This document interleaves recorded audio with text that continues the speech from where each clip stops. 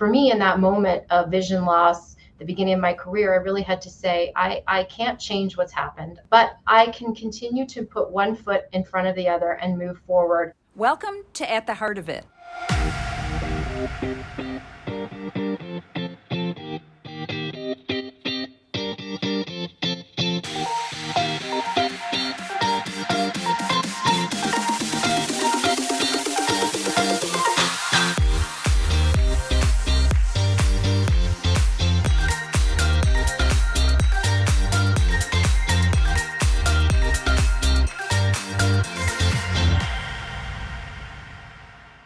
Welcome to At the Heart of It. I'm Nancy Brown, CEO of the American Heart Association. Resilience is an attribute that we all need to tap into, and that's why I'm so excited for you to meet my next guest, who has spent a lot of time on this topic. From health and wealth entrepreneur to award-winning cardiologist representing a major news organization, meet Dr. Tara Narula. Dr. Narula is a senior medical correspondent for CBS News, a board-certified cardiologist, and an assistant professor of cardiovascular medicine. She is also a frequent contributor to O Magazine. Not only that, Dr. Narula is a fellow of the American College of Cardiology and an American Heart Association National Volunteer. During a time where resilience has become a part of our daily lives, Dr. Narula has researched the power and science of resiliency. And after getting her degrees from Stanford University, she was founder and CEO of SunJuice Inc. Today, Dr. Narula talks about the importance of balance and how to remain strong during tough times. Dr. Narula, welcome to the show. Thank you so much for having me, Nancy. It's always a pleasure to be with you, even if it's virtually. Thank you. Someday we'll be together soon again. I know we will. Tara, I have some fun questions to start us off today. Are you ready? I'm ready. Okay.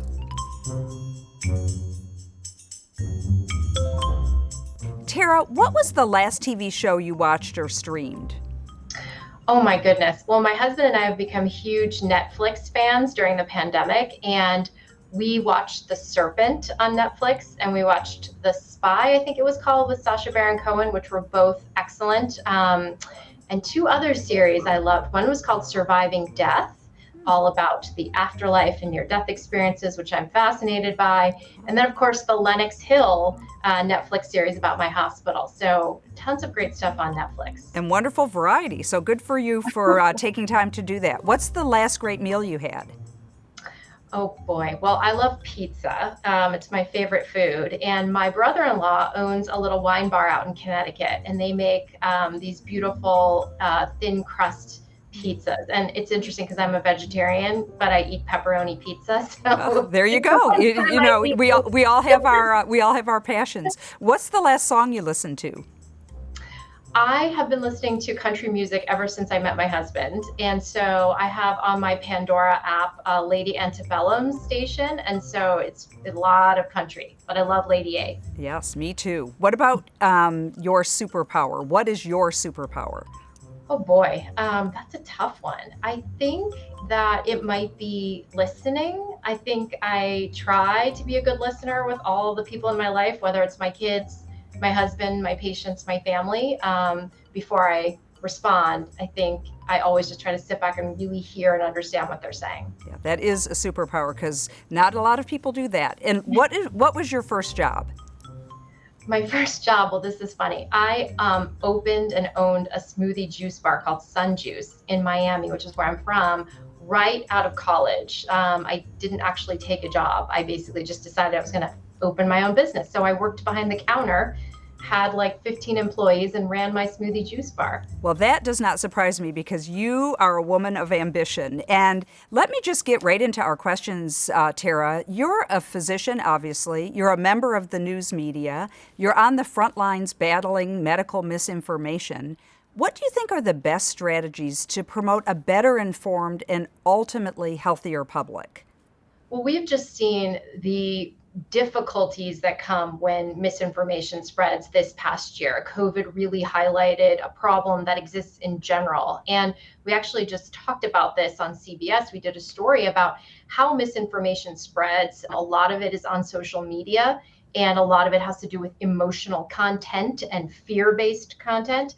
But I think it's unfortunate because a lot of times people don't even realize that they're getting misinformation. They think they're getting good information. And it really can have negative and devastating consequences, as we've seen with COVID, when it comes to people not taking the vaccine because they've heard something that's false somewhere, whether that's through family, friends, or the internet or social media. So I always say, I mean, first and foremost, the best place to go is to your trusted physician, the person you have a relationship with, who you know, who you can sit and talk with about whatever your concerns are related to information.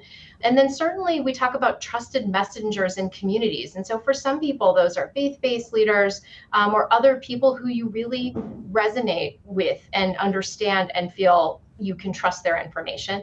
And then I always suggest going to the source. So the CDC's website, for example, or the American Heart Association when it comes to cardiology information, or the American Academy of Pediatrics when it comes to pediatrics information. Those are always really great places to go if you just want to get what is known and the facts. Thank you for that. And, you know, you have done such a great job of helping to dispel misinformation. And, you know, the misinformation, as you said, leads people not to take the vaccine and to other public health measures that we know make a difference. They really are avoiding those. And I think that's why we've seen this incredible, stunning fall of life expectancy in the United States. 1.5 years last year alone, making this the largest single-year decline recorded since 1943. And of course, during this, heart disease remains the #1 cause of death. Give us your perspective and your advice for taking care of ourselves and those that we love. When you think about what this year has done to so many people, and you know, I just finished seeing patients in my office, and I can say that every single one of them today talked about the fact that they weren't exercising as much, that they were under incredible amounts of stress, that they may have been drinking more or eating unhealthy. And so we know that all of these risk factors, these preventable lifestyle risk factors, are what increase your risk of cardiovascular disease. You can imagine in a year where people had all of these challenges, it's no wonder that those things that we try to emphasize that people do correctly and focus on in terms of behaviors took a dive this year. And even seeing doctors, you know, doctors' visits, or maybe having access to their medications more regularly. So this was a very challenging year. And so I think, you know, one thing we need to do as we sort of come out of this year, as people do get vaccinated and we reemerge, is to re-shine a light on all of the things that are in our control, which are all of those behaviors that we have the power to change in order to lower our risk of cardiovascular disease and increase our life expectancy. Wonderful advice. And speaking of advice, you have been a powerful voice for women, especially, and women thinking about their heart health. And we know there was a recent study published in the Journal of the American Heart Association that found that women who felt more stressed at their jobs, in or out of the home, had a greater odd of having high blood pressure, being overweight, not eating healthy. What's your point of view, and what should we be focused on right now?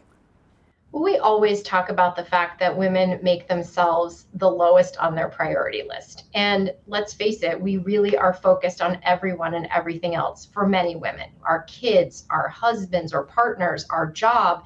And that is to the detriment of our own well-being. And by that, I mean paying attention to things like symptoms that we may ignore or put off getting checked because we're focused on everything else. So I think the big lesson I always try to talk to my female patients about is that they need to move themselves up on their list. They need to be at the top. They need to take care of themselves. And, you know, particularly when they have family members, loved ones who they are responsible for and who love them, many times that is the motivating factor for them. When I say, you know, I know your children want you to be around for their wedding, or your partner or your parents. And so it's when they suddenly realize that if their own health declines, that would actually affect those people around them. So I think the best advice is really, again, put yourself at the top of your priority list. Yeah, that's wonderful advice. And I'm going to ask you about that advice related to physicians and healthcare providers right now. No question, this past year and a half has taxed our healthcare providers immensely.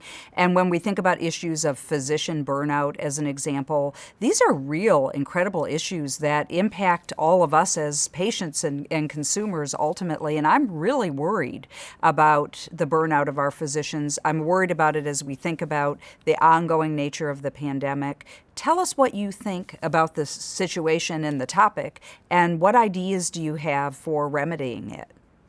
I'm so glad you brought this up because, one of the things again that emerged from the pandemic was the incredible toll that it took on healthcare workers who were battling on the front lines, who were risking their own lives, who were dealing with the emotional toll of taking care of patients and having those patients say goodbye to family members on an iPad. I think it was really a surprise for a lot of people in the public to hear that these individuals who we think are never falter or are superheroes, as we saw those signs, actually are vulnerable themselves to all the same things that we are. And in fact, maybe more because they're seeing things so up close. And so I think if anything, this year was really good because it made us recognize that we have to take care of our healthcare workers. This is critical because burnout is real. And it is something that is so important for us to recognize, address, and basically destigmatize. I think that's really the big thing, to say it's okay as a healthcare worker to come forward and say, I'm struggling, I'm suffering, and hopefully the rest of us can rally around them and support them. Yeah, wonderful advice. And speaking of advice, you have been such a successful career woman. Now we know from the time you graduated from college and opened your own store. I love that. Career women often find it tough to negotiate.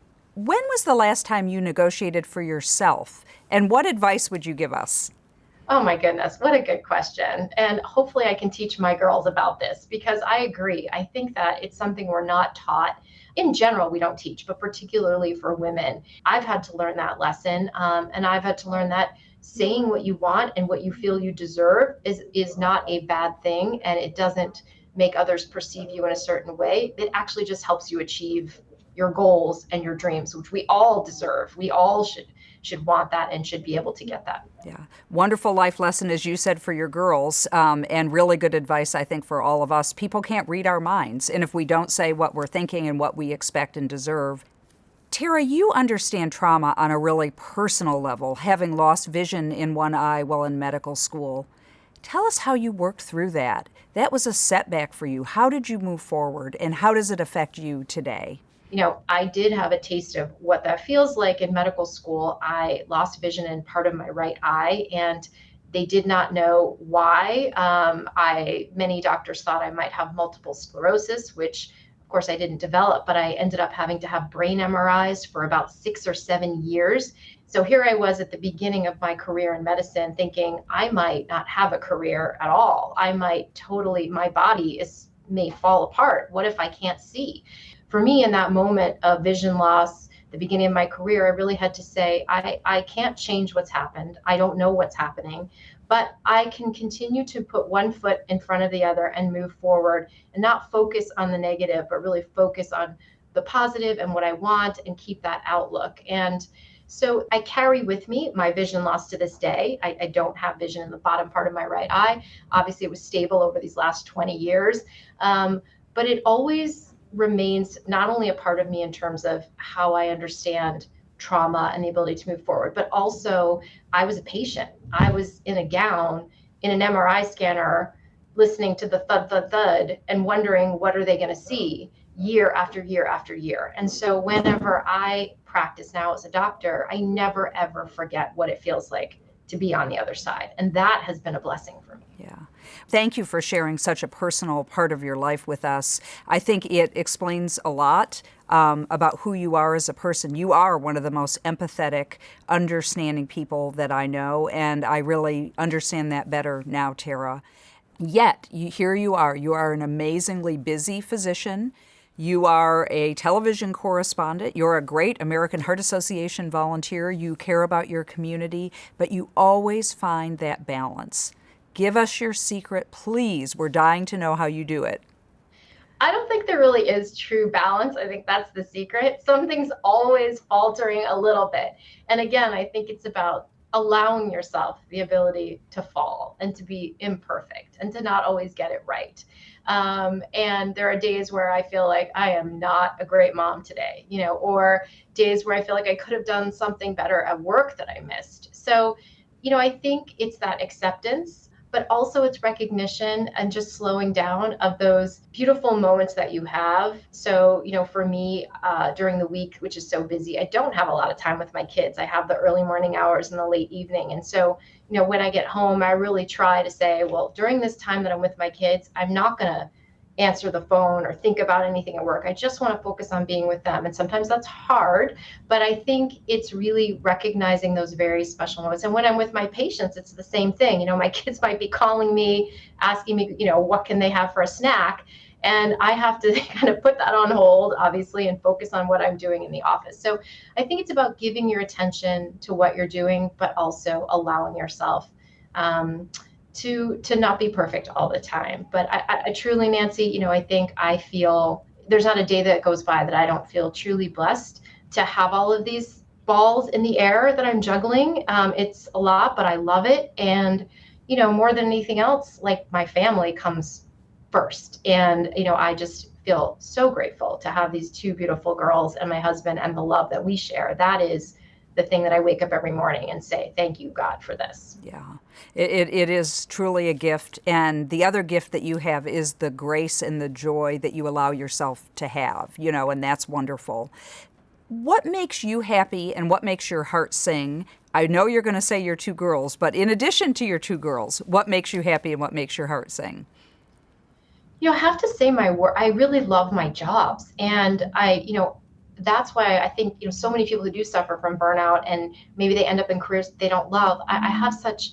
I feel so bad because I know what it feels like to love your work and how important that is. And, today when I walked in the room and I was seeing my patients and just chatting with them, it makes me so happy to have that connection with them. And then, yesterday when I did a report on gun violence as a public health issue for CBS, it made me so proud to be able to be sharing the story of these people that are doing incredible work to interrupt violence in the community. And so for me, I think my heart sings A, with my family, as you mentioned, but B, in knowing that I get to live every day doing exactly what I love. And then, of course, my heart sings when I get to exercise and take care of myself and eat chocolate and do all the other life. And pepperoni pizza as a vegetarian. Now, there you go. I love that. Exactly. Tara, with the pandemic, we've talked a little already about how so many people have experienced emotional and physical health challenges, your own patients, as you mentioned them. You have been a pillar of work in resilience, and you've not only have you reported on it, you take it so seriously in your practice with your patients. Help us understand the science behind it, and how do we cultivate resilience in our own lives?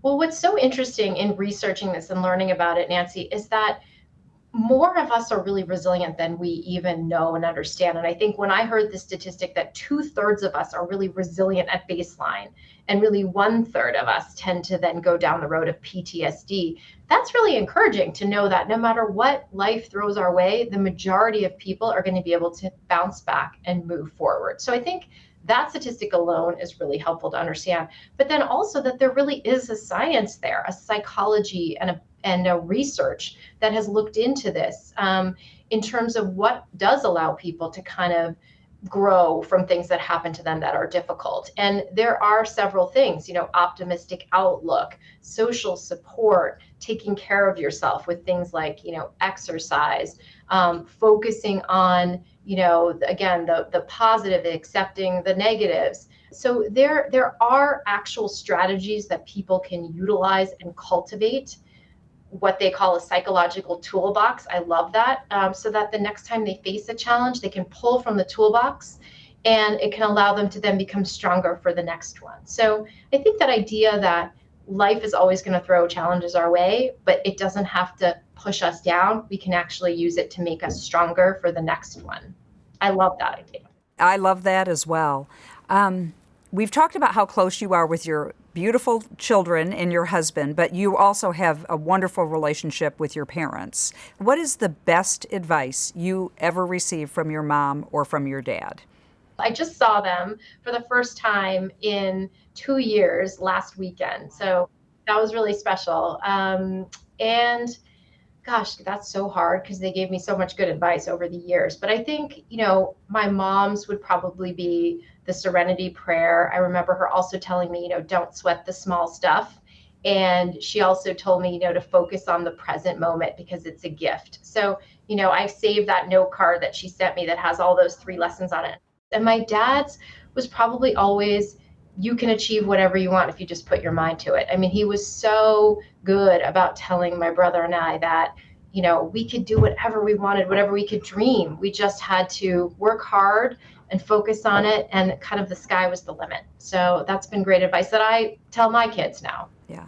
Well, Dr. Tara Narula, you are an incredible inspiration. I'm so lucky to call you a friend and a colleague. Thank you for sharing your wisdom with us today. I think we all have learned a lot by listening to you, and I hope to see you face to face real soon. Oh, thank you so much, Nancy. I am just so honored to work with you and to call you a friend, and I miss you, and I can't wait till I can give you a big hug in person. Absolutely. We will look forward to that day. And like you, I don't normally eat pepperoni pizza, but I'll go for a pepperoni pizza with you. Good. Okay, perfect. I'm going to hold you to it. Okay. Thanks, Tara. Thank you, Nancy. Dr. Tara Narula is such an inspiration, and the thing that I love most about Tara is she doesn't just use words that sound great, but her actions and how she lives her life really speak to the philosophies that she has. The fact that Tara had adversity during medical school, yet she was able to focus on what she could control and not the things that might have gotten in her way of having a successful career not only as a physician, but as a journalist and a reporter for a major television network, are really inspiring. I think that Tara also really teaches us all the power of resilience, and the science behind resilience is so interesting for all of us to know. I also love how much Tara loves her family and how she finds a way to balance everything in her life, and that she finds joy no matter what she's doing. These are all incredible gifts that I took away from the show today, and I'd love to know what you took away from today's conversation. Please subscribe, comment, and share. I'm Nancy Brown. Thank you for joining in.